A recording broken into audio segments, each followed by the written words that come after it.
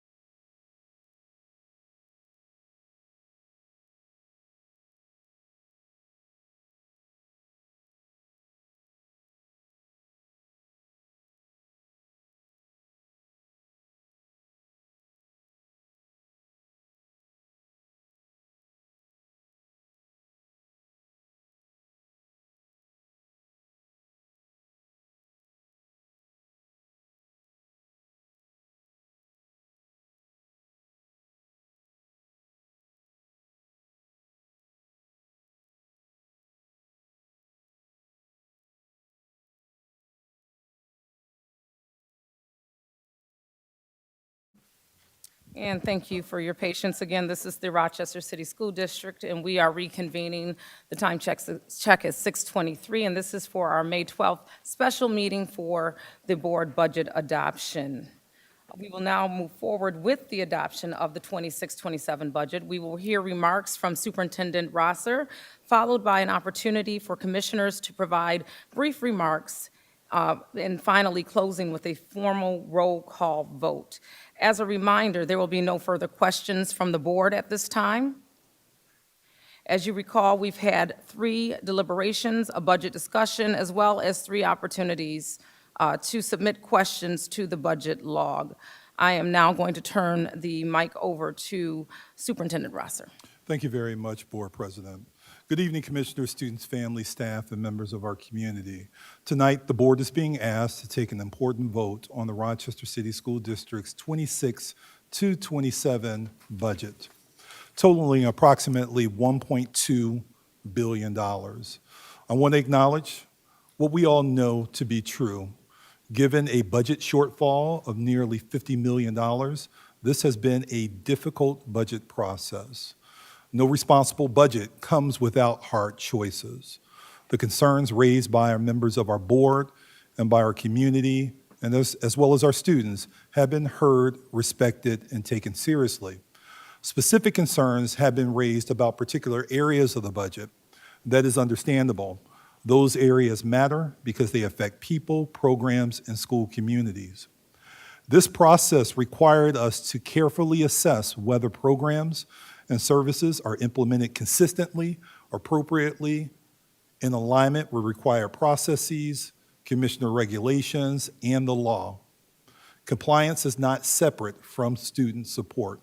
It helps ensure services are delivered appropriately, consistently, and responsibly. The budget reflects months of work, starting with our community and ending with the Board of Education and the administration. It has been reviewed, questioned, challenged, refined, and strengthened through public deliberation. It is not the work of one person or one office. It reflects the shared responsibilities to align resources with the needs of our students and the long-term stability of the district. At its core, the budget keeps students at its center. It strengthens instructions through school-based allocation, coaching and intervention supports, reading teachers, multilingual learner supports, and expanded pre-K programming. It expands student opportunity through career and technical education, college and career readiness, as well as student enrichment. It deepens the connection between school, home, and community through community schools, a new parent center, multilingual family supports, and stronger family engagement, because we all know student success is strongest when schools and families are connected.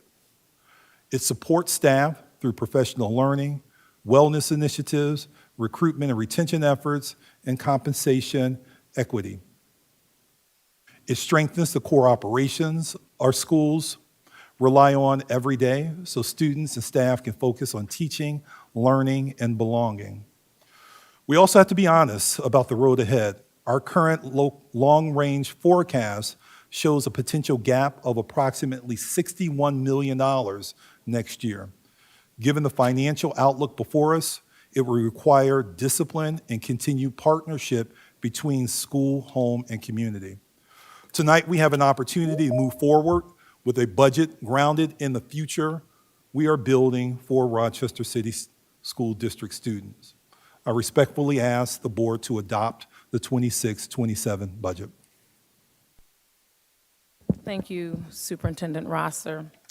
At this time, I'm going to open the dais for some brief remarks from commissioners. Remember, we do have time allotment to our remarks, and this will be prior to us taking the formal vote.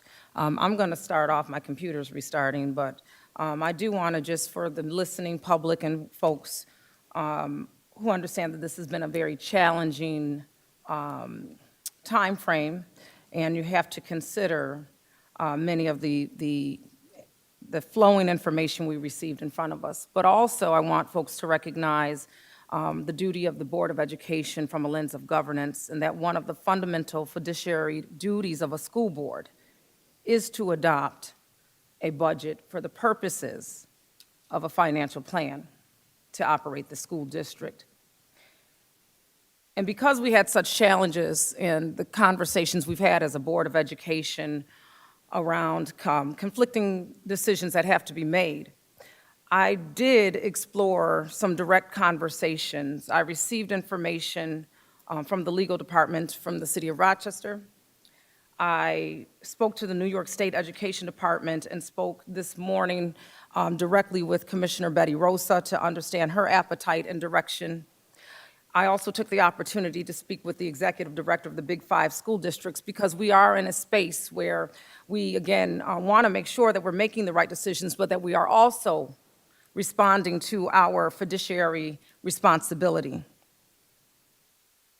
One of the things I want to start with is that the City of Rochester, for example, we have a charter. We are not a small district. We do not have the opportunity to look at contingency budgets because I know some of that information is floated around.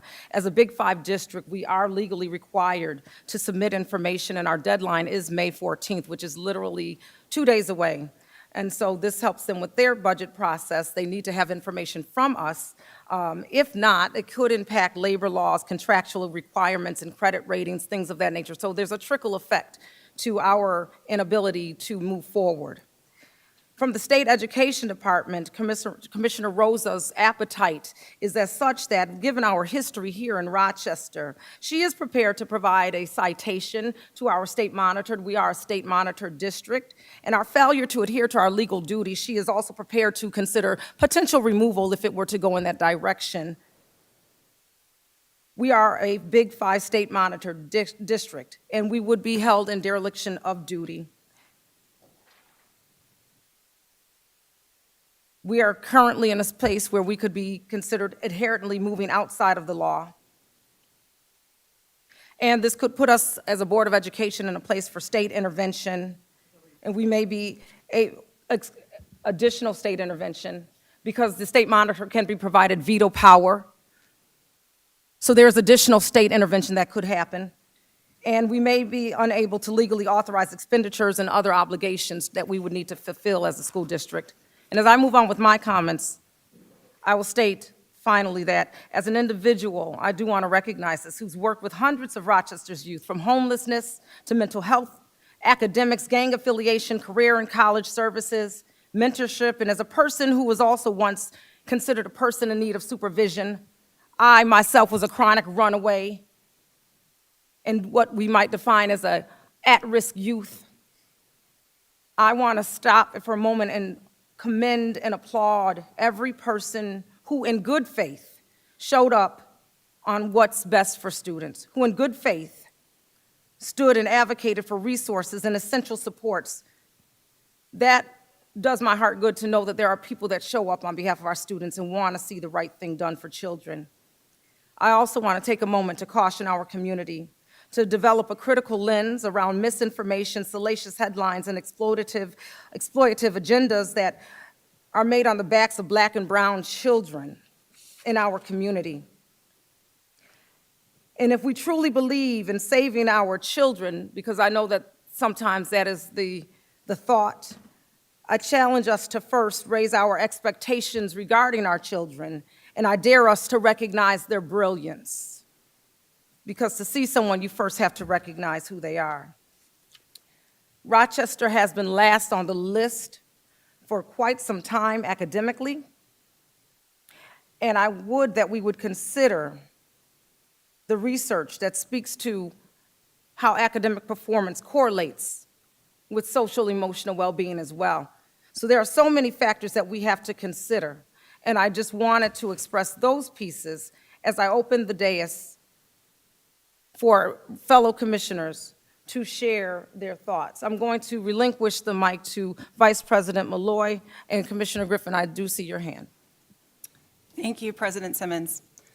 Commissioners, colleagues, and members of our community, tonight we are faced with one of the most difficult responsibilities entrusted to us as members of the Rochester City School District Board of Education, adopting a budget that reflects both the realities of our fiscal condition as well as the immense needs of our students. As commissioners, we have an obligation to fulfill our governance responsibilities by passing a budget and providing City Council with an approved budget for the 26-27 school year. And while many of us have serious concerns about specific programming and supports for students, we must also recognize the broader implications of failing to act tonight. I want to be clear that I've had major reservations surrounding social-emotional supports, special education services, and supports for our English language learners. These concerns are valid, and they reflect the voices of families, of educators, and community members who expect us to advocate for the students who rely most heavily on this district for stability, opportunity, and care.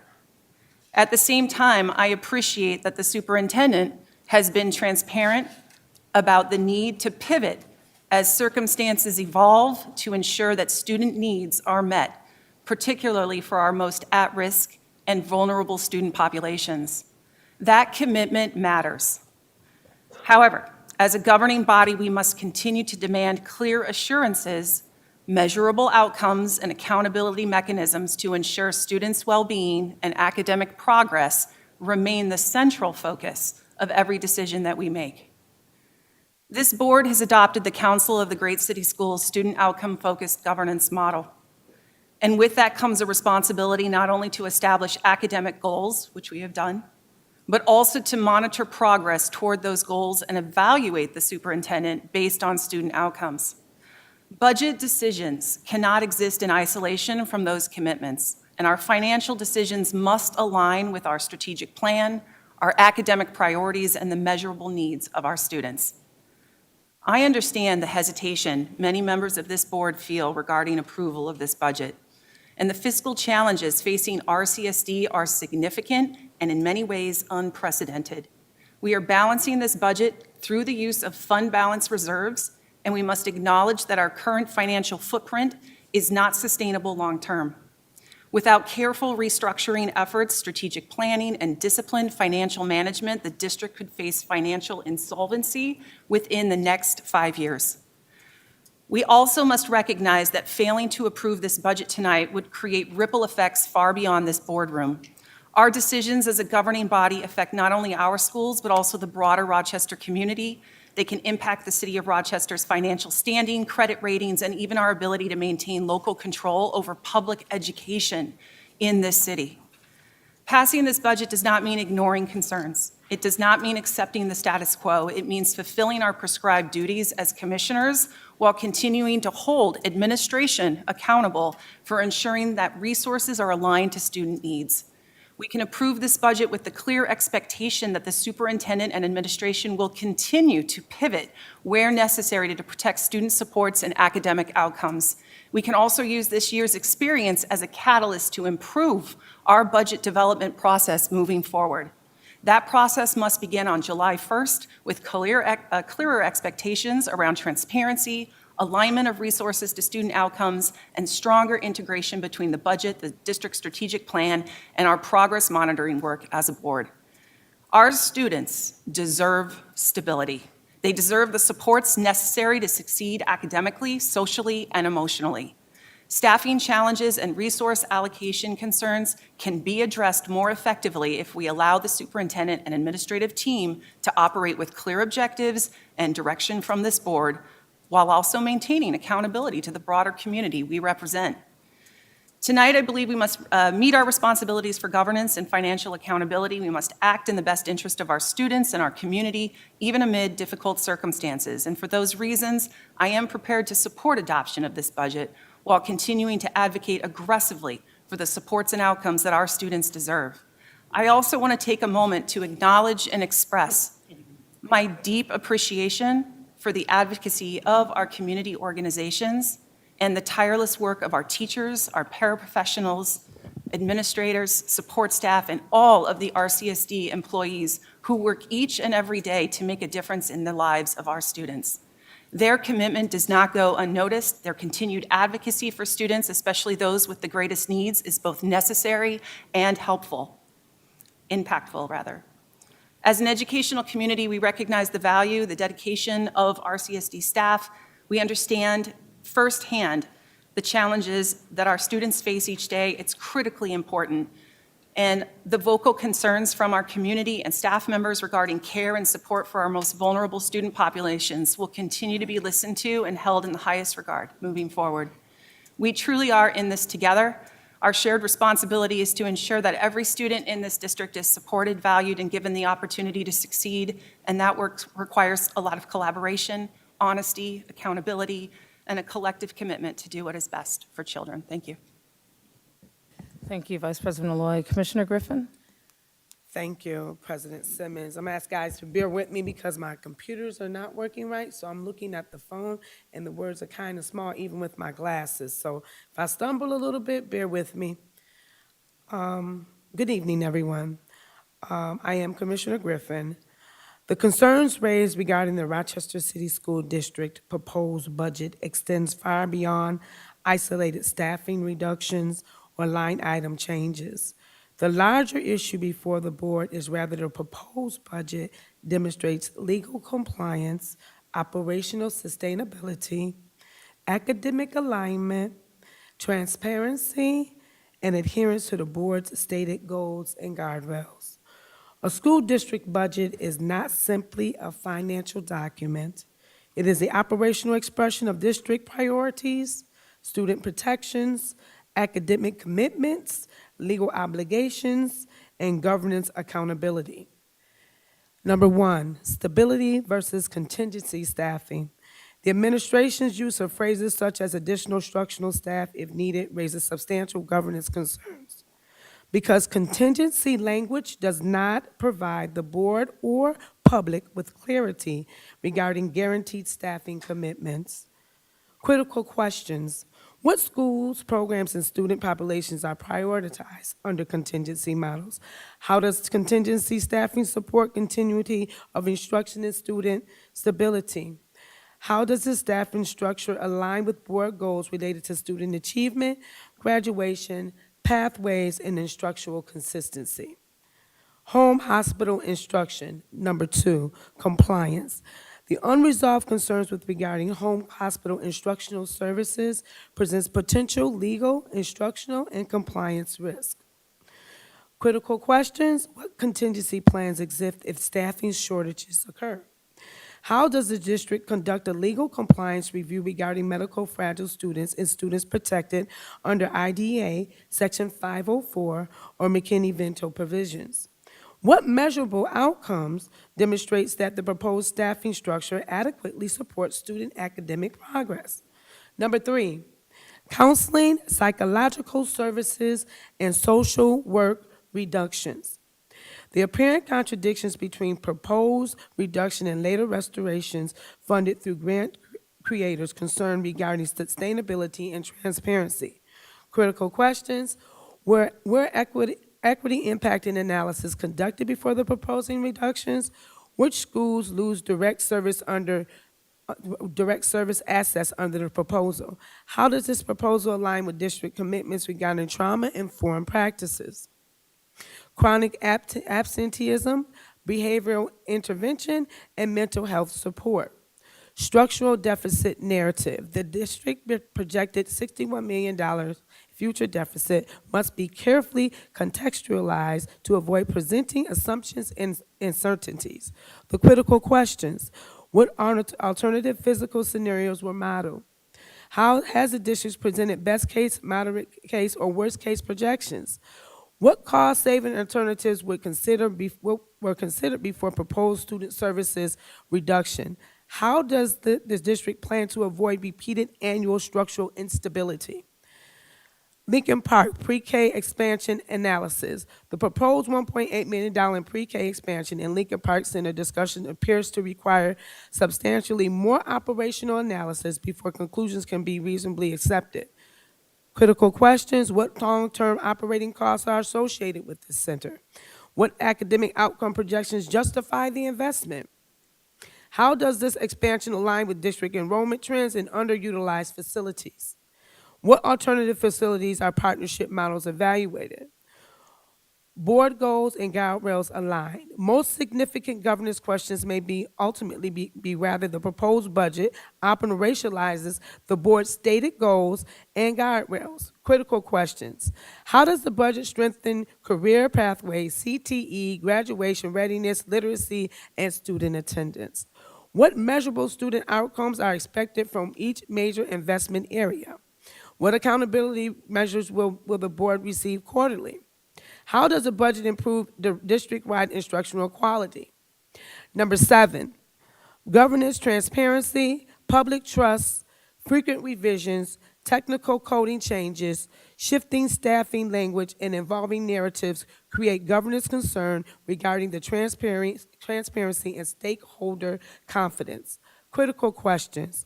Why were major concerns not addressed earlier in the budget development process? Were school leaders, educators, counselors, parents, and frontline staff meaningfully consulted? What strategies can the board implement to effectively and independently validate administrative assumptions? Does the board possess sufficient independent physical analysis capacity? In conclusion, the board's responsibility is not merely just to approve a balanced budget. The board must determine whether the proposed budget protects students' rights, complies with state regulations, advances academic outcomes, aligns with and adopts board goals and guardrails, supports long-term sustainability, maintains public trust, and ensures equitable student access to instructional and support services. The current concerns raised by educators, advocates, and community stakeholders suggest the board should require substantially deeper operational, legal, instructional, and physical analysis before final adoption. I yield. I do not agree with passing this budget. Thank you, Commissioner Griffin. Were there any other commissioners that were looking to render a statement at this time? We have Commissioner Santiago. Good evening, Board of Education, Rochester Public, our students, and our parents and our teachers. Tonight, I am voting no on the proposed RCSD 2026 through 2027 budget because our students deserve more than cuts, uncertainties, and a lack of transparency. I cannot support a budget that reduces critical mental health services for students at a time when young people are facing unprecedented emotional, social, and behavioral challenges. Mental health support is not an extra, it is not optional, it is a core part of education. Students cannot learn, grow, or succeed when their emotional well-being is ignored. Counselors, social workers, restorative supports, and intervention programs saves lives. It strengthens our school communities, and it helps students remain connected to their education. I'm also especially concerned about the impacts that the budget will have on our special education students.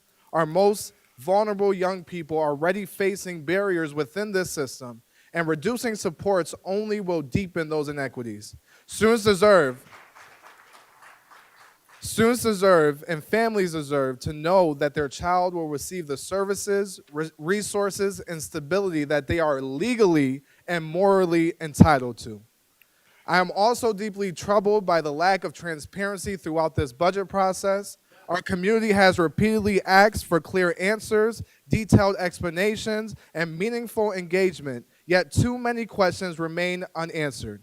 Families, educators, staff, and community members deserve honesty and accountability when decisions are being made that will directly impact our children's future.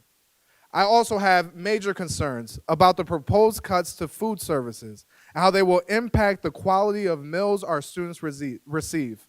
For many children and students, school meals are a major source of their daily nutrition, and hungry students cannot fully focus on their academics. Cut to food services risk reducing healthy options and placing even more strain on our staff, while many families in our community are already facing food insecurities.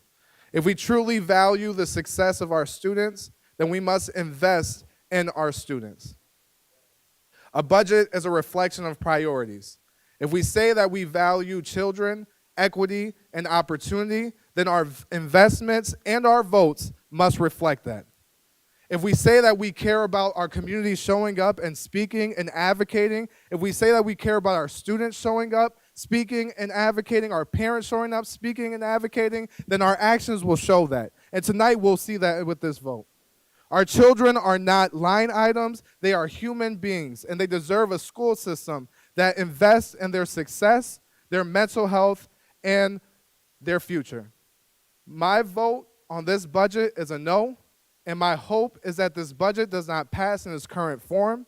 If it does pass, if it doesn't pass, it gives us the opportunity to take more time to reevaluate these cuts, reduce the harms that they may cause to our students, and provide the community with true transparency, communication, and clear plans on how we will attack the issues that we face.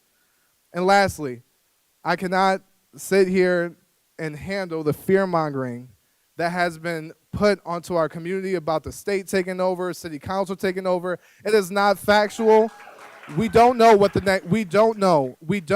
next steps are as far as how the state will intervene. But to say that the commissioners are already looking at options of removal and options of stepping in, if you didn't hear that from the commissioner, I don't seem that to be true, honestly. I spoke to the commissioner directly. I still have my time. Thank you. I spoke to the I'm still commissioner having my directly. time. Thank you.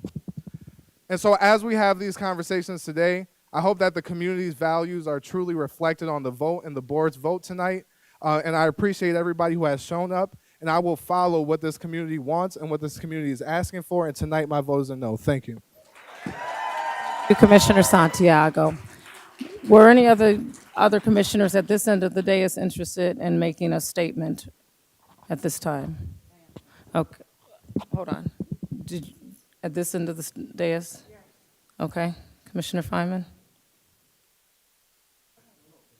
I'm still catching up reading. Sorry, guys.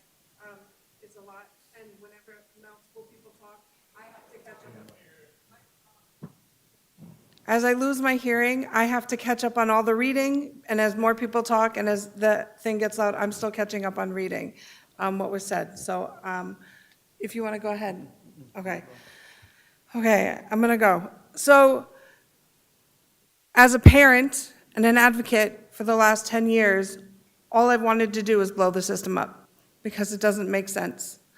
When I came here as a commissioner, I realized that it is not 5 lives in my household that I have to take care of. It's 24,000 kids that I have to take care of. And as I just lost my job due to a budget in the city, I really started to renegotiate and look at my own budget. And I realized it's not my budget I just have to look at. It's my budget and my neighbor's budget, and my neighbor's budget, and my neighbor's budget, and my neighbor's budget. And I really started thinking about what I needed to do for the district. And I'm not just a parent when I sit up here, but I'll always be a parent when I sit up here. But I need to make sure that there's stability in the district. I have witnessed too much turnover and too many things that are taking place. And I am going to vote for an adoption of this budget so that we can move it forward to make sure that we can submit it to City Hall and while we wait for the state to get their approval. Thank you, Commissioner Feynman. Commissioner LeBron? Good evening, everybody. I want to be clear that from the beginning that this is not about assigning blame, attacking the administration, or dismissing the difficult financial realities facing this district. We all understand the pressures before us. We understand declining enrollment, fiscal uncertainty, rising operational costs, and instability at the federal and state level. Those realities are real. You hear me talk about them all the time. I am well-versed on those issues. But I want to acknowledge that financial pressure does not absolve this board of its legal and governance responsibilities, and that where this process has failed is that this budget is not transparent, it does not make sense, and it is not tied directly to any academic goals or achievements set forth by this board. This proposed budget attempts to make too many sweeping structural changes all at once without sufficient stakeholder engagement implementation, planning, operational safeguards, or demonstrated sustainability. We have no idea. It asks this board to approve major shifts that are going to impact students, family, and staff, while at the same time reducing critical support structures that directly affect academic achievement, student stability, and school climate. We cannot claim to prioritize student outcomes while proposing reductions that weaken the very systems that our students rely on to access learning. And we cannot say relationships matter while moving forward without meaningful engagement from the people most impacted. And we cannot call this responsible governance if the board is expected to rubber stamp decisions that were never adequately vetted publicly. Under our governance model, the superintendent manages operations, but the board is responsible for the oversight, accountability, fiscal stewardship, and ensuring community voice is incorporated into major district decisions. That is one of the guardrails that this board set with the new governance model that they themselves are failing to do tonight, and the hypocrisy. Guardrails exist for a reason. They are not symbolic, and they are intended to prevent exactly this type of overreach and instability that the superintendent is proposing in this budget. And most importantly, will this actually improve academic outcomes for students? No. Because if we are honest, that answer now is no. The current proposal creates instability across multiple areas, reductions to social workers and support systems, changes to guidance and student services, restructuring of pre-K programs and leadership, expansion initiatives without demonstrated operational readiness, school modernization disruptions that will occur, and district-wide changes that require far more phased planning than what has been presented in 3 weeks. This is not strategic sequencing, this is overload. And history tells us what happened when this particular organization attempts too many changes too quickly without infrastructure to support it. Implementation fails, trust erodes, staffing instability increases, and the district spends future years trying to repair those consequences with additional costs. So what's cheap now will cost us more later. None of this leads to academic achievement. And students who are navigating trauma, poverty, housing instability, mental health challenges, violence, and chronic absenteeism do not benefit when support systems are destabilized all at once. Schools do not improve simply because we reorganize structures on paper. And outcomes improve when there is consistency, trust, planning, support, and sustainable implementation. The board cannot ignore the broader national climate we are operating within. Federal education funding remains uncertain. Economic pressures continue to shift. We are at war. Potential impacts from federal budget actions and policy changes are still unfolding nationwide. And this is precisely the wrong time to overextend this district in staffing and operationals and switching everything up. So, I want to be clear. Voting against this budget is not obstruction. Voting against this budget is governance.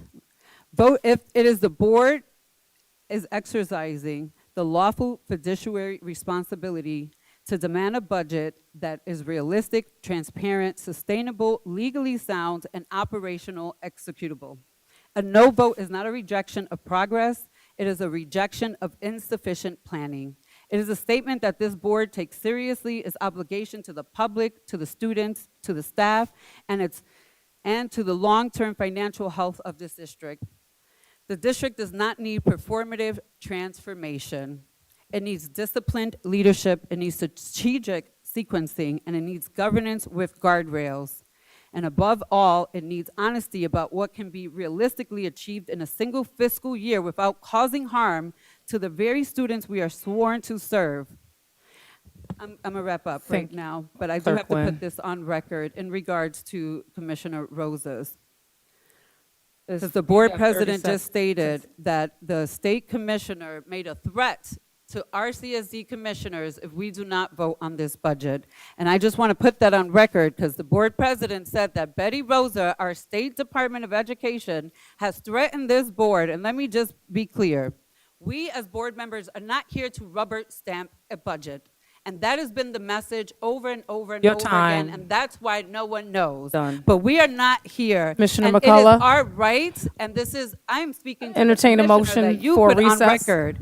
So we are elected to Entertain review a and motion for question and recess. analyze, but it is the responsibility Motion by of this Commissioner board McCullough. to pass a Second by budget that is Commissioner Malloy. legally sound, that All makes in favor? sense and that is not Aye. harmful to Any students. opposed? And this time right now, threatening elected officials, either implicitly or explicitly through the president, with removal, sanctions, or state intervention, which we already have, does not feel like informed consent, that we have a right to vote for this budget the way we need to, and it feels like coerced pressure.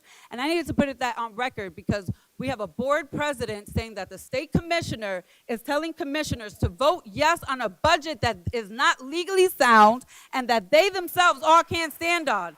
And that needs to be on record. And everybody listening tonight should be outraged that that is what the state commissioner. So do we go on recess already? Yeah. Because I thought we said a recess.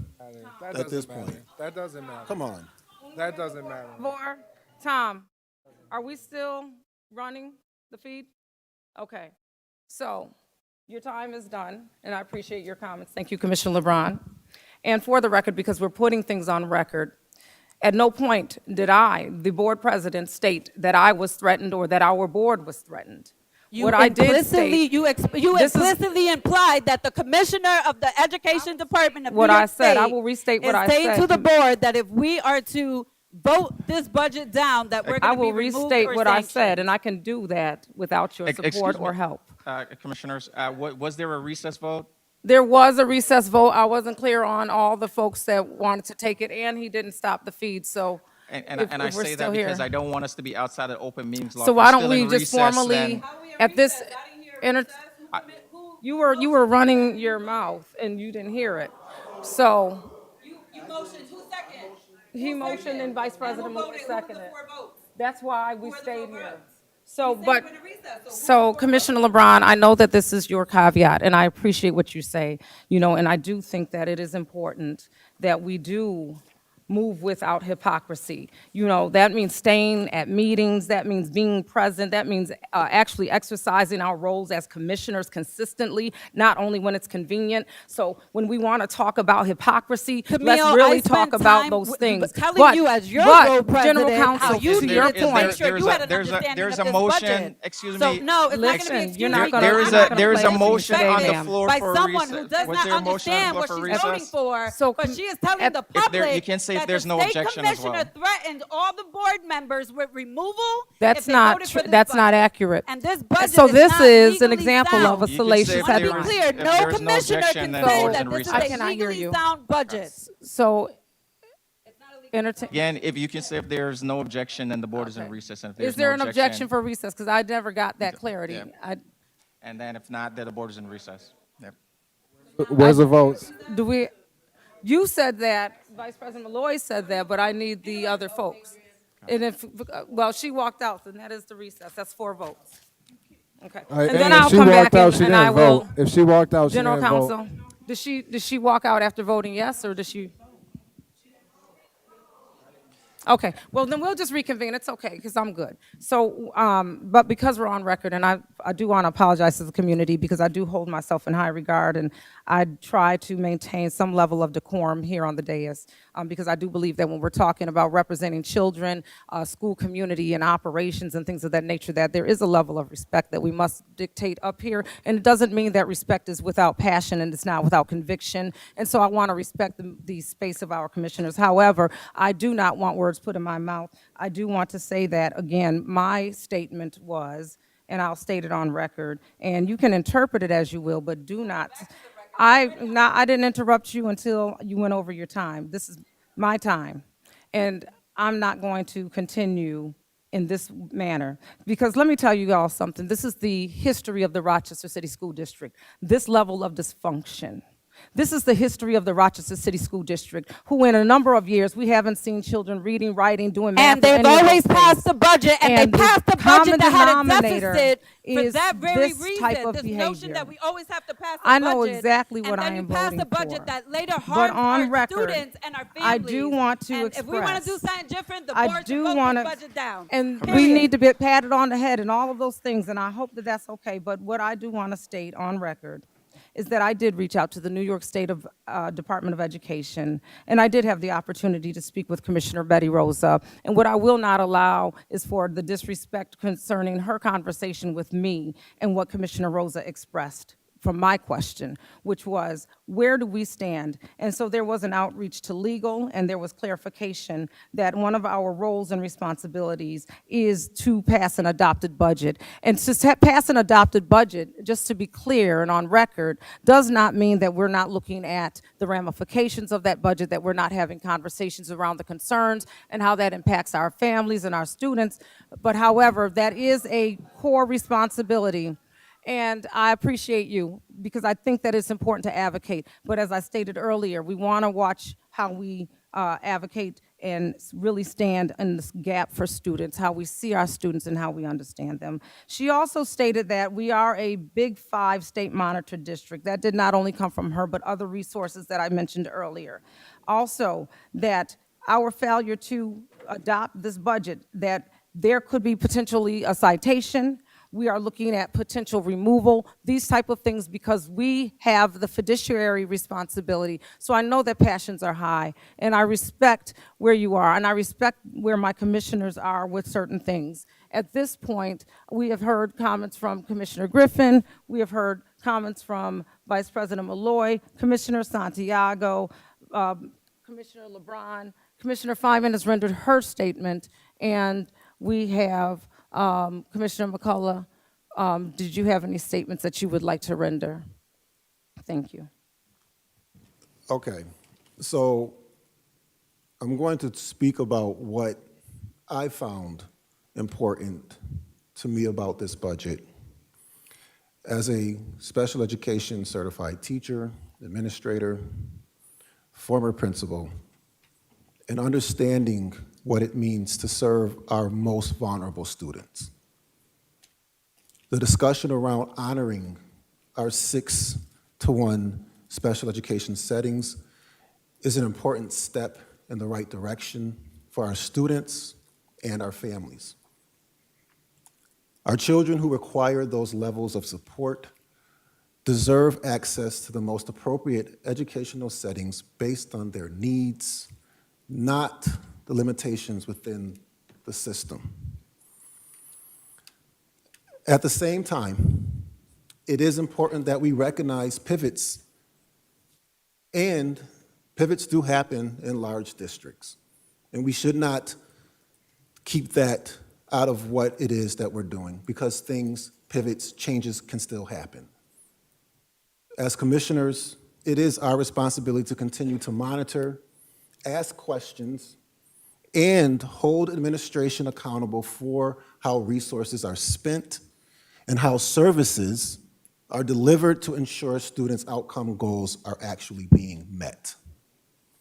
It is also with the understanding that a full review and audit of not just the special education department, but other departments must take place so we can ensure, as both a district and as a board, that we are not simply remaining in compliance, but that we are truly supporting some of our most vulnerable and all of our students with the quality of services and protections that they deserve.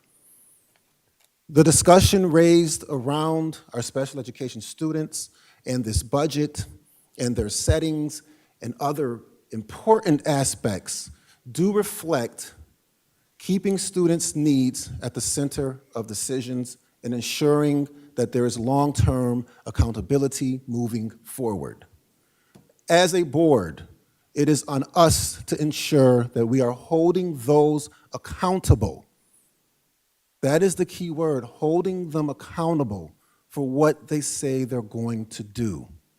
And through this budget and through our actions is what we have to do, is hold them accountable. Not argue amongst ourselves, but hold the people accountable. That is why I came here. That is why we are here. And if we can't do that, then what are we here for? Thank you. Thank you.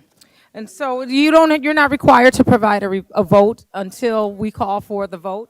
So I know that folks provided that information per their choice, but we have not reached that. So at this time, I'd like to entertain a motion for Resolution 606 to approve and adopt the proposed budget estimates for 2026-27. I would like, Before we do that, Dr. Rosser, Yeah, I would like to request to amend the proposed budget allocations for the 26-27 fiscal year. The overall budget estimate is unchanged as it was listed correctly in the resolution. There's just some information that was not updated from the previous year. okay, so there's a request on the floor from Dr. Rosser to amend the proposed budget. And so did you want to offer, Yeah, there was just information that was uploaded that reflected the 25-26 budget, but the overall amount is correct. We just need to have approval on the amendment so that what's reflected in the is correct.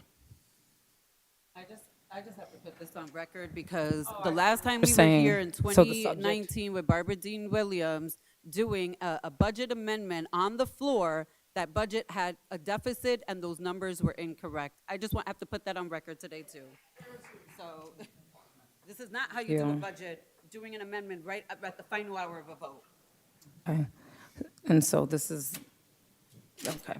All right, so I want to entertain a motion for the amendment of the 2026-27 Resolution 606.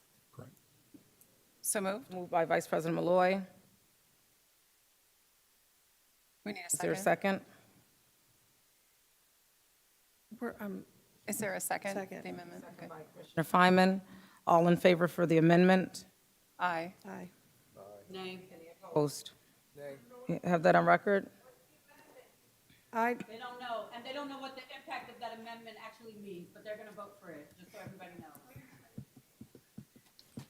Can Dr. Rosser maybe explain what that is one more time, please? Explain it any further?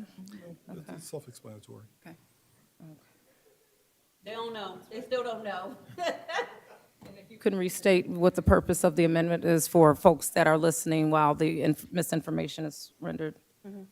Yeah, there was information that was posted, Board knows, the board should be- numbers. Go ahead, Board President. Well, Commissioner LeBron, I do appreciate your comments. However, I'm asking the superintendent to provide his clarification. Thank you. Yeah, there's information that was posted from the 25-26 budget. Somehow it carried over from last year, even though there was activity to change the information in the system. What was actually produced in the system reflects some numbers from 25-26. So the amendment is simply to make the amendments to those areas that reflect the 25-26 budget process to then reflect the 26-27 fiscal budget.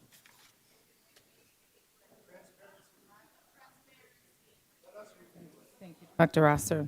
Okay, with that, I'd like to entertain a motion to approve and adopt the proposed budget estimate for 26-27. I would like to make a friendly amendment to the resolution. Okay, before we do that, and I do hear you, I'm going to make sure that we get the amendment that has been rendered. So right now, we have the motion on the table to entertain a motion for the 26-27 fiscal year budget as amended. So moved. Moved by Vice President Malloy. Seconded by Commissioner Feynman. All in favor of the amendment to the budget? Nay. So I already had you all with the vote to amend the budget, which was for a motion by Vice President Malloy, seconded by Commissioner Feynman. All were in favor with the exception of Commissioner LeBron.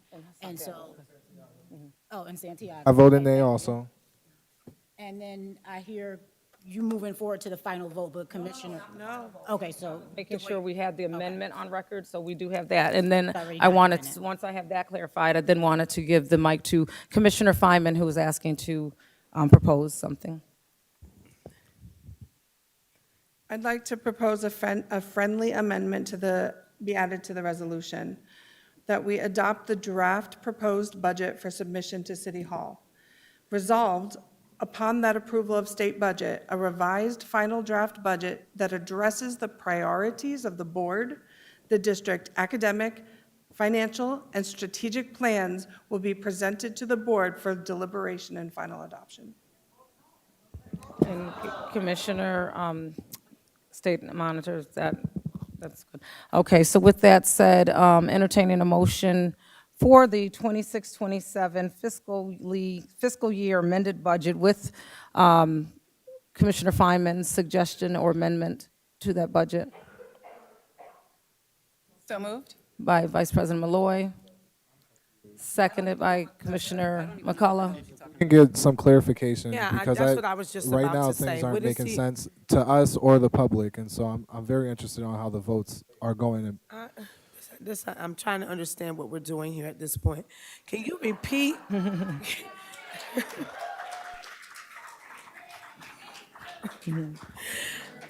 I just want a little clarity. Dr. Feynman, what are you trying to propose as a draft budget? So the state hasn't finalized their budget. That is So correct. there are not complete numbers yet. And one of the things that we have is we know that there is not complete information. And we have to further this process so that city council can then approve it so that we don't have further issues. No, see, this is, I thought that's what you said. We don't have to approve it. We don't have to. But that is your decision, and I will not weigh you either way. But you don't have to approve anything. It's your vote, it's your mind, it's your decision. And I'm just going to say publicly, for the record, when you vote for something, if you can sleep at night and not toss and turn, then you go for it. But if I can't sleep at night with a vote, then I'm going to do what I need to do, so I'm able to sleep and rest. Now, That's I all I'm appreciate gonna the say. comments. So We are, just this be is, assured of your vote. That's all. I You don't need appreciate- to do an amendment or do anything okay, like that. we're But if you way off want at this to. point, and I agree. So we have this on the table, and entertaining a motion for Commissioner Feynman's amendment. I'm sorry, I still need clarity on what the actual amendment is, because. Did you restate it? Well, Did you I want to just, support before she that restates statement, it, what I've heard from her. State Monitor? What I've heard from her right now, based off what Jackie just tried to sum up, was you're saying that because the governor, let me just say, I've been on the board 8 years. We've had budgets from the state passed on time and budgets not passed on time from the state. It has nothing to do with RCSD. There is not going to be any multi-millions that are reinstated from Kathy all of a sudden last minute. It's not happening. And what really is frustrating is the So I'm going to administration is just, hold carrying on. that I think message we are, to I the don't even like doing commissioners, this, but when I in want to call this to reality, order the because we budget are changes all will be over the 1 to place. 3%, and it is the That's for the state responsibility of monitor the administration to know to that. render a statement for clarity. So I don't mind commissioners asking for statements of clarity. However, we're going on these Oh, these you don't get pieces. to control But I what would like, say I facilitate the when conversation. and you call on me, and that's my time. I did you not don't call get on to you. interrupt. You Commissioner did call on LeBron, me. you were not called on. Who I you called did. on I was asked the for state clarity, and monitor. I'm asking for it. No, and I then called you on don't get to- Commissioner Griffin, and then just now I asked the state monitor to provide clarity. Well, I asked So for I'm going to clarity, ask you to too. render the mic so that the state monitor can provide But you some should provide it clarity. as the board president, because Thank- you're prepared to vote on an amendment. You don't even understand what's happening right now. That's not true. I just don't have to dance to your tune. So you can clap if you'd like, what's happening. but I Explain it to I the don't have to public. dance. You don't dictate The that to public me. in plain language what's happening right And this now, is your and what behavior amendment for and a what's in this number budget of that years. President Your Simmons- behavior has held this board hostage. Good, I'm good. not moved by it. At this I don't time, care, I have Camille. asked. Listen, you don't have Sir. children or grandchildren in this district. Excuse I me. do. Excuse My me. grandchildren are in this school. My daughter's in this school. You don't have We go children to a, in this can school. I ask for a Commissioners, recess? This is my I don't want to. district. Can I My ask for a town, recess? honey. since we got- Commissioner- I have Commissioners, grown up I in don't here. wanna- Impact my children, my grandchildren. I want Commissioner you to get LeBron, control. Commissioner, Motion to recess. Motion to Then, recess. yes, we'll recess because we need to There has gain to be control. there has to be a vote for recess. All in There has favor? to be a vote for Said recess. you, and you said yes. And who else said it? Because I'm agreeing with you because he made the motion. He made the motion, not myself. Commissioner McCullough made the motion. Vice President Malloy seconded. I'm green. Commissioner Feynman. So that's 4. That's how it works. And so, like I said, we will recess. And we'll cut the feed at this time.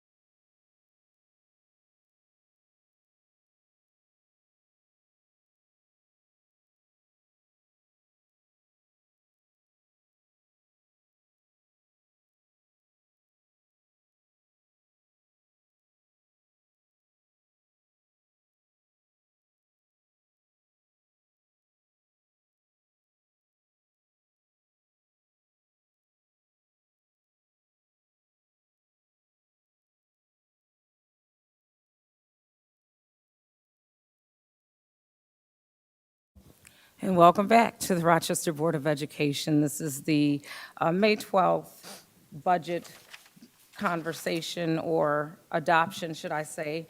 And we are reconvening after a recess to continue the conversation regarding our budget vote. At this time, the state monitor was going to render an explanation for Commissioner Fineman's amendment that she was suggesting to provide clarity. Thank you, President Simmons.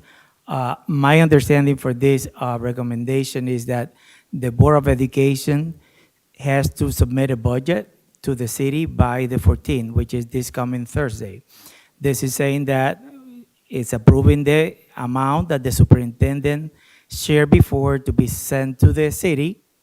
And once the state budget is approved, because the state budget has not been approved, for the superintendent and the administration to bring the budget back to the board for final approval. That means that if there are more revenues from the state, for the superintendent and the administration to explain again to the board, to the public, to the staff, how is that funding going to be used based on the priorities of the district. Okay, thank you for that. The motion is on the floor.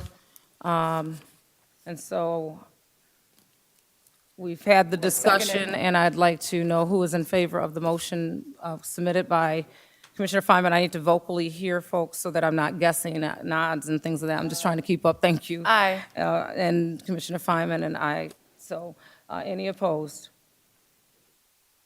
Okay, all in favor, we have ayes, and we I have abstain one because opposed. I don't even know what's going on. Okay. I hear you, but I'm going to abstain. I'm not going to vote. Oh, I'm not going to say Commissioner no or Santiago. yes. I don't Okay. understand what's going on here. Well, you- And I'm not going to vote. Thank Okay, you. you're not able to legally abstain, but I'm going to move on with the meeting. How does that work, General Counsel, as far as abstaining from a vote? That's the story of our life. Board members are not allowed to abstain unless it is a conflict of interest, or unless there is some breaking of the law that the board member is aware of, and that vote would be a breaking of the law. I'm not aware of any. So pursuant to the board's own bylaws, there is no abstention unless, Commissioner, you can identify a conflict of interest.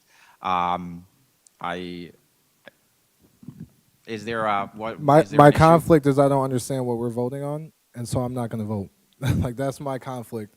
And everybody else who voted, I mean, unless they had conversations beforehand behind closed doors about this, they don't understand what they're voting on either. It's So presumptuous I don't understand. to make assumptions. However, I'm not obligated to do that. What I will say, though, is I respect your position, and you do have the option to say no. But we've taken that particular vote, and at this time, we are going to do a roll call vote. I believe we're there, Clerk Nguyen, on the adoption of the budget. Is that? Did we do that yet? I thought that we did. Say that again? We did say. The motion we and did the do that second? because yes, we did that, and everyone said all in favor. And Commissioner Santiago, that's why we're having that conversation, because he was not comfortable with that, respectfully. And so at this time, I do believe we've made it to the roll call portion of the budget adoption.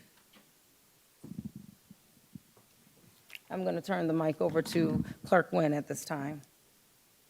Do you need a motion first to vote on the budget as amended, because you just had another Okay. amendment? Yes, we did. So at this time, I'd like to entertain a motion to vote on the budget as amended. Motion. Motion by Vice President Malloy, seconded by Commissioner McCullough. All in favor? Aye. Any opposed? Okay. Okay, and I do want to, for the record, ask that the audience, I do understand the passions there.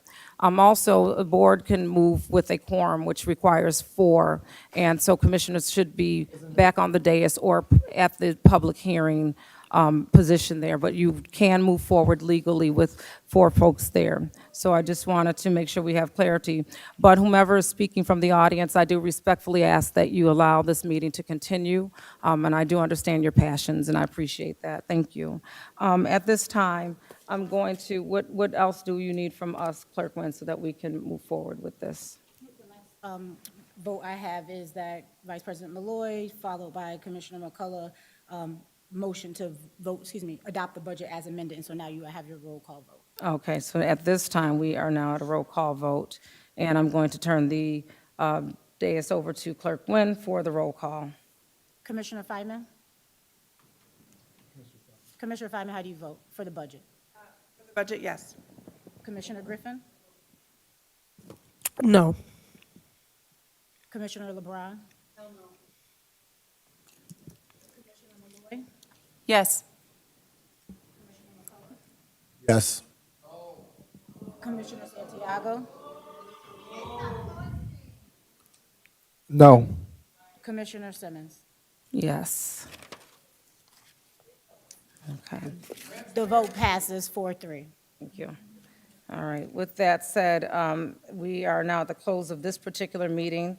There will be a 15-minute recess, and then we will reconvene for our work session. Entertaining a motion to exit the budget adoption meeting. Motion by Commissioner McCullough, seconded by Work session. Vice President Malloy. All in favor? Aye. Any opposed? Okay, thank you.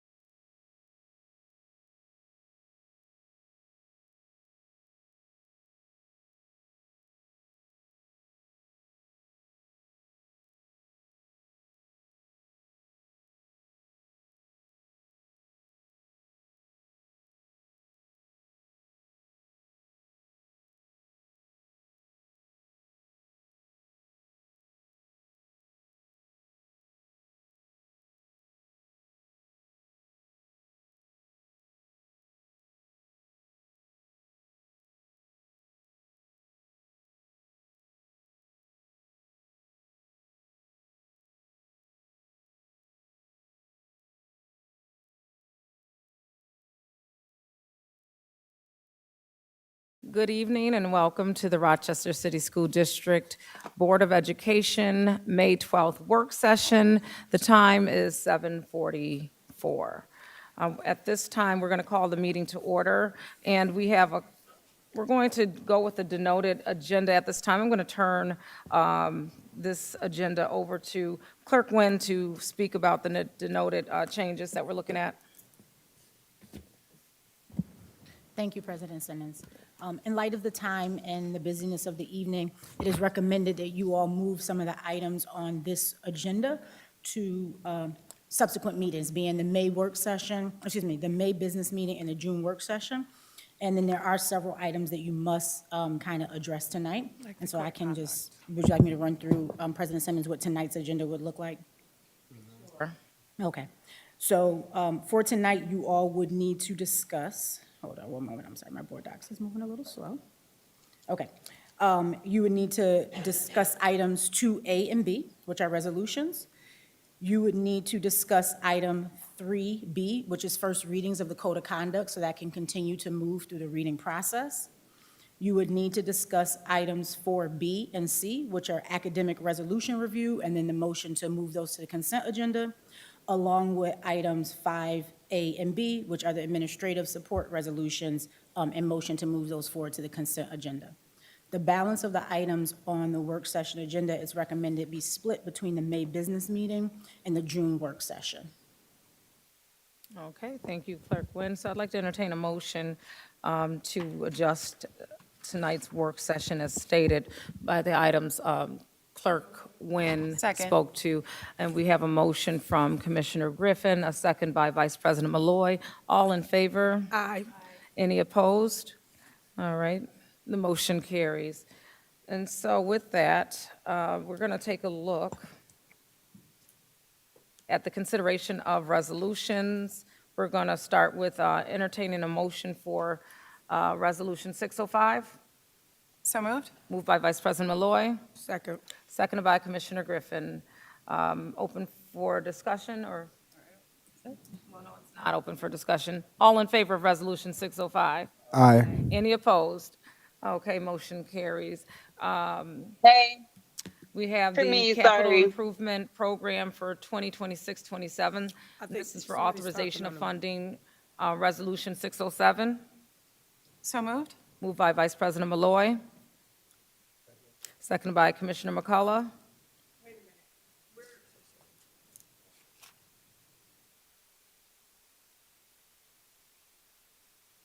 All in favor? Aye. Aye.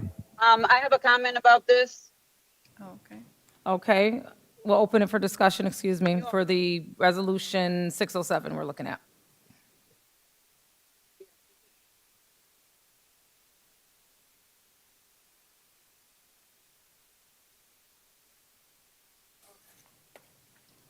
Commissioner LeBron, said we're looking at Resolution 607. You said you had a comment? We can't hear you. Can you hear me? We can hear you now. Okay. Yeah. Yeah, I'm asking for clarification because I'm driving my daughter to get dinner. If this is the CHIP, the CIP. Yes, Resolution 607 is for the capital improvement program.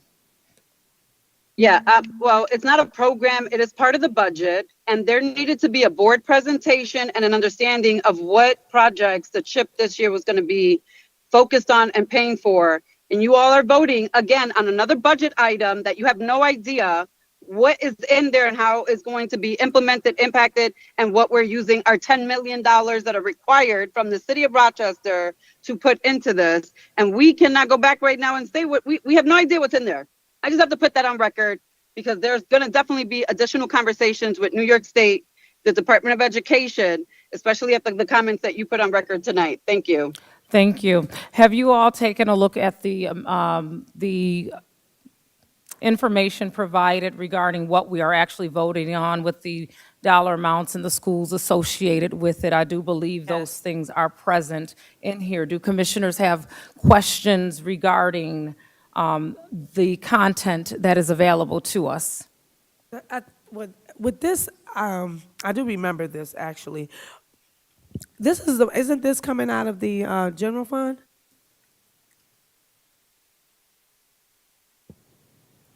Yes. This is part of the budget. Yeah, it's a part of the budget, and it's coming out of the general fund. And this, I guess with this particular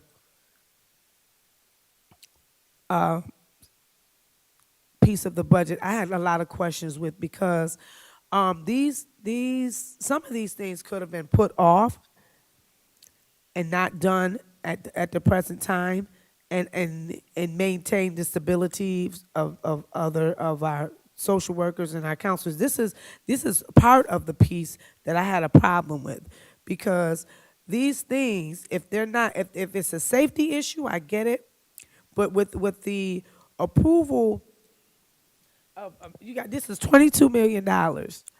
So if we looked at this with a fine-tooth comb, what actual items are safety issues, and what items could we have just put on the back burner until we made sure that we had all of our social workers and of those other pieces that we have, that, I just don't understand Thank that. you, Commissioner Griffin. And so just for the general public that's listening in, on board docs, the information is publicly facing and available to provide an itemized list of all dollars allocated to this particular piece. So it's not just a random resolution. And so I'm going to give the mic to Superintendent Rosser right now so that we may. Yeah, I'm going to have Chief Scott come up and revisit with the board things that were discussed in previous meetings related to our CIP projects.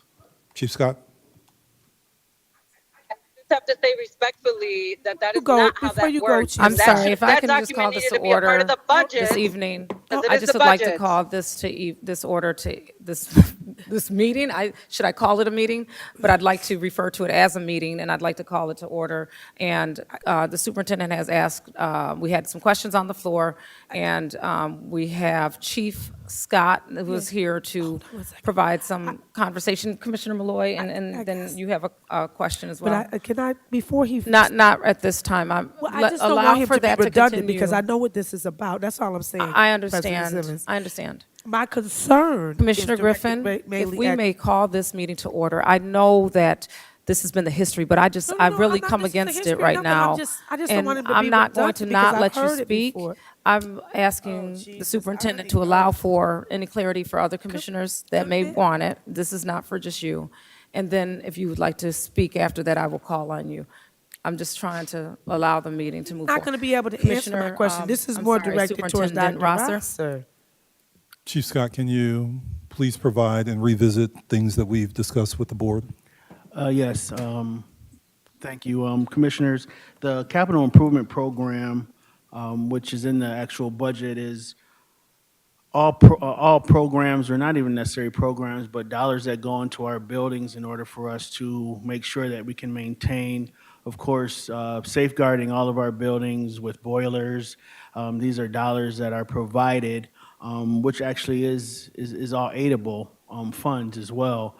But these projects, which are listed throughout, and I can certainly, if you don't have a copy, just make sure that each commissioner does have a copy along with an illustration of what is taking place. But honestly, if the dollars don't go into these capital projects, we will be faced with possibly not being able to operationalize or actually open some of these buildings throughout the year. So our boilers are certainly at in all of the locations that we have boiler upgrades. They're close to their end, along with making sure that we are putting in proper doors. Our door security initiative, which we started a few years ago, which we're panning out. Of course, we can't do it all at the same time, so we actually have it on a schedule. We have that a part of our CIP as well. Just note, this is totally different than our FMP. CIP are dollars that within a very short span of time during the summer, where we do many of our projects.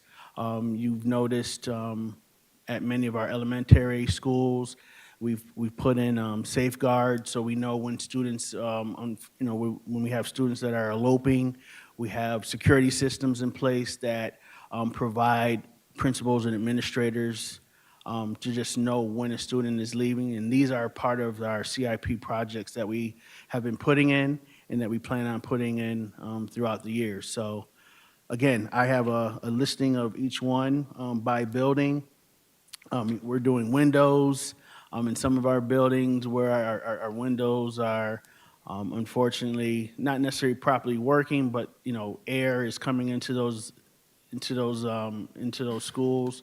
So that's part of what the CIP or the dollars that go into CIP provide us within our buildings. And just for a point of clarity also, because we discussed this previously at a previous board meeting, where we also talked about these dollars are going to support the pool over at Loretta Johnson and other places where you provided questions or responses to questions that board members had at that time about how we were doing the CIP for this upcoming year. Yes, pools, playgrounds, these are where the dollars are really targeted towards.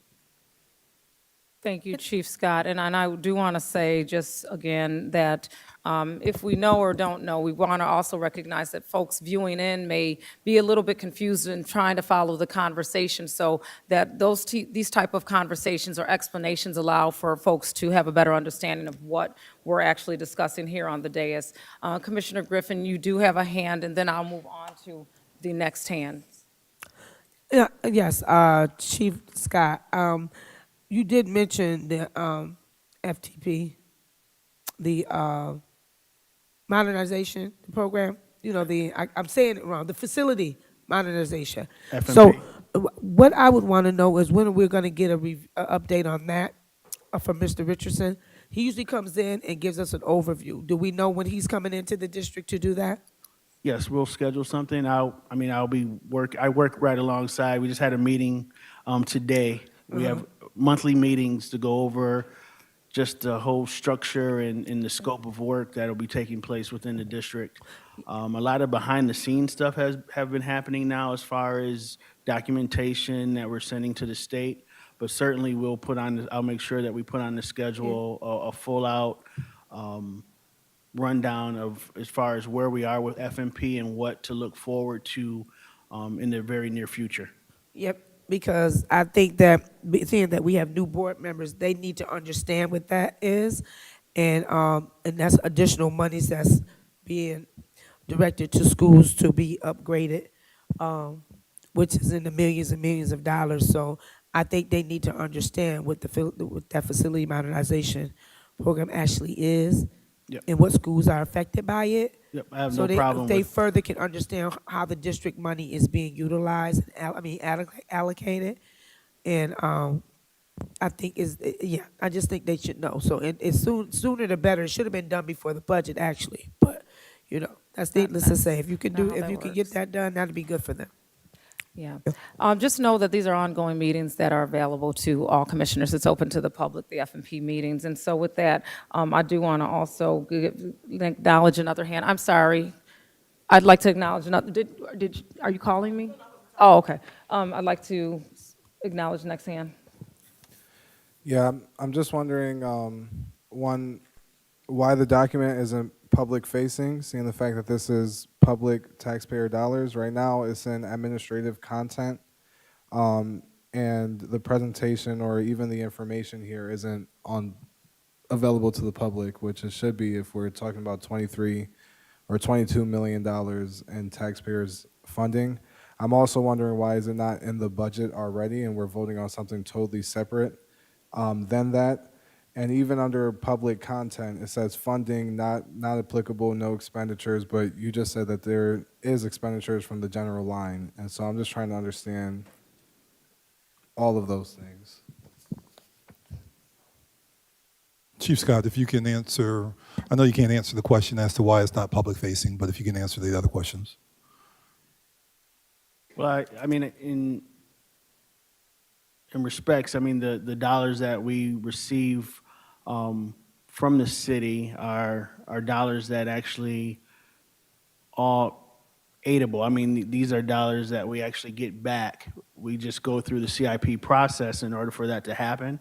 So the dollars that we are getting are actually coming coming back, it kind of washes itself out. We just go through the process of these dollars being provided to us, and then we put together what the plan is. So we do building assessments throughout the district to find out what is priority within our district as far as what is needed now versus a little bit later as far as roofing and things of that nature. But the dollars that we are receiving through our CIP are all dollars that are aidable and that we actually get back into the district. Okay, thank you. Okay, thank you, Chief Scott. And so, to our legal counsel, since the superintendent went away, is it not required that these documents are public facing and not just private to us? Not necessarily, Commissioner. So what the open meetings law requires is that anything that would be available via the Freedom of Information law, that would be, potentially disclosable. The Freedom of Information law does have exemptions, and one of them is interagency communication. So the district is allowed to, for example, if there is a memorandum with certain types of information, the district is allowed to exchange communication for those purposes without it being disclosable. At some point later on, it's possibly could become disclosable, but not everything that is shared within the district for the purposes of kind of information and advice has to be made disclosable. But to the degree the district can, and I think the district does a very good job of this, the district does lean towards disclosing documentation to the public leading up to meetings. Thank you. Okay, thank you. Commissioner Malloy, did you? None.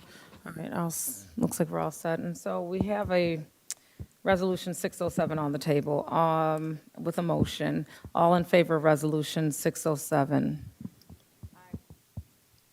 All in favor of Resolution 607? Anyone else voting? Nay. Is there anyone in favor of Resolution 607? And it's okay if you say nay, I just need it on record to verbalize so that Clerk Nguyen can capture the vote, please. Yeah, I'm a no. Hi from Commissioner, we hear you loud and clear, Commissioner LeBron. We've got you, Commissioner Malloy, I hear Commissioner McCullough. Commissioner Fineman?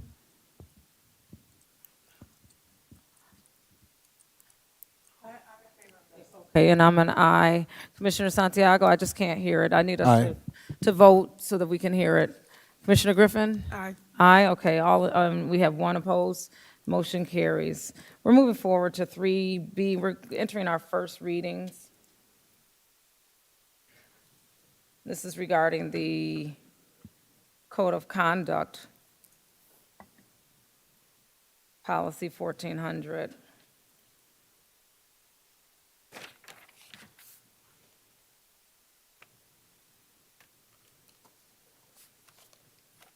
Okay. This is regarding the school climate survey. These are the findings regarding the code of conduct here for 1400. So entertaining a motion for these first readings. So moved. Moved by Vice President Malloy. Seconded by Commissioner Griffin. This is open for discussion at this time. I know that we're only on the first reading, but I definitely plan to come with proposals for our second and next reading. I'll probably provide it to the clerk beforehand so it could be reflected on our board docs. Right. I think there's been a lot of discussion around the code of conduct. Were there any other discussion points at this particular time, again, as this is the first reading? With none, all in favor of moving Policy 1400 forward to, what is it, the Second next reading. works? I'm sorry. We don't have to vote. We don't have to vote on the first readings? Okay, good. Trying to keep it formal. All righty. So we'll move forward and we will revisit the code of conduct with additional conversation.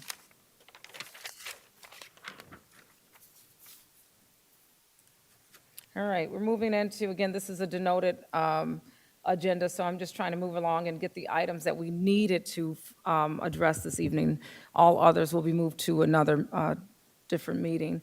So we're looking at discussion items under academics, and this is 4B. This is resolution review, and this is for May 2026 academic and summer school resolutions. We have a packet here, and these are resolutions 553 through resolution, 573. So entertaining a motion for 553 through 573. And we're not actually voting on these right now? Or are they just moving to the consent agenda? Right, but we need to Okay. vote to move them to the consent agenda. Okay. Motion? Motion by Vice President Malloy. Seconded by Commissioner Feynman. This is open for conversation. Once we have conversation or any clarity that's needed on these resolutions, we would then take a vote to move them forward to the consent agenda for voting. Were there any discussion items on this packet, resolutions 553 through 573?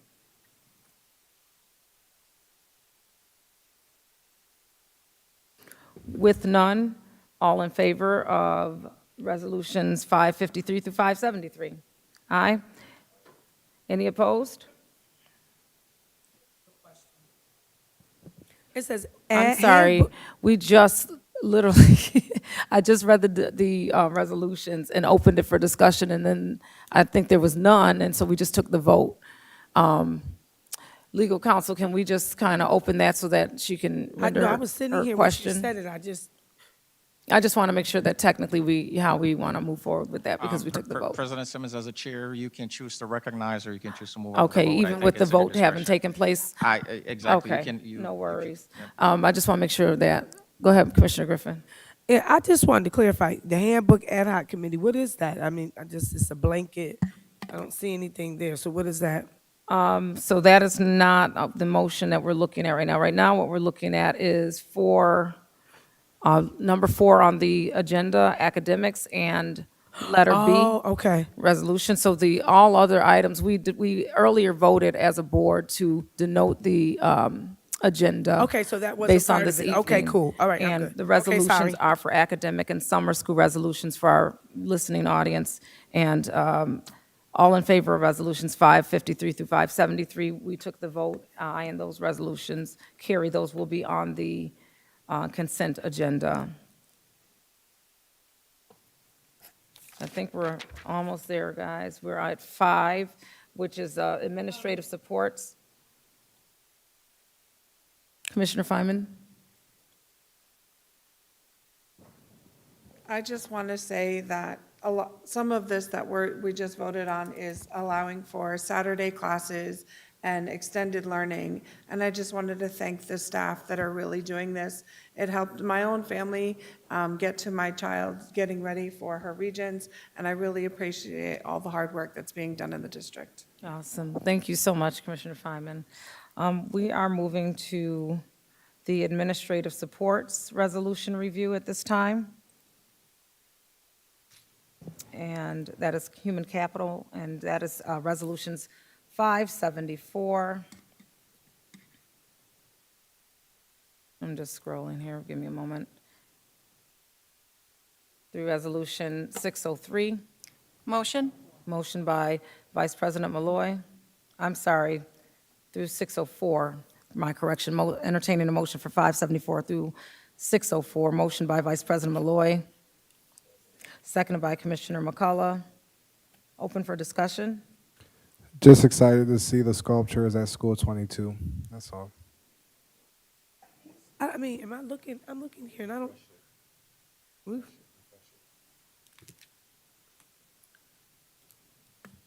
I don't see it. All in favor of resolutions 574 through 604? Aye. Aye. Any opposed? Motion carries.